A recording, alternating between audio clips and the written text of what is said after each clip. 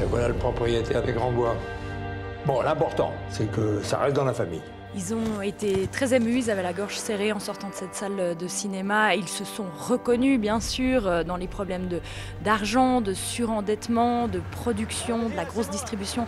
Et ils voient la détresse de cet agriculteur. Alors bien sûr, ça se passe en France, mais c'est les mêmes problèmes en Suisse, les mêmes problèmes dans le canton de Fribourg. On est à sec. Monsieur Jargeau, les avances de trésorerie, ça commence à faire beaucoup. Surtout cumulé avec l'ensemble des prêts. C'est quoi ces conneries?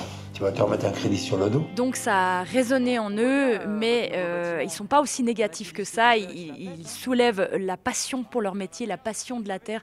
C'est ça qui les fait tenir aujourd'hui et c'est ça qui était beau dans leur témoignage.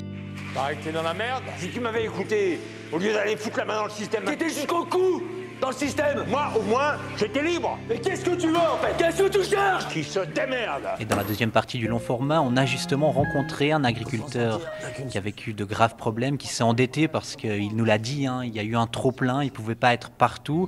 Il dit, je suis peut-être responsable, mais quand il y a trop, il y a trop. Et on verra qu'il a justement pu bénéficier de la cellule d'aide du canton de Fribourg. Mais on verra que le sujet est encore très tabou et que c'est vraiment difficile pour eux de témoigner.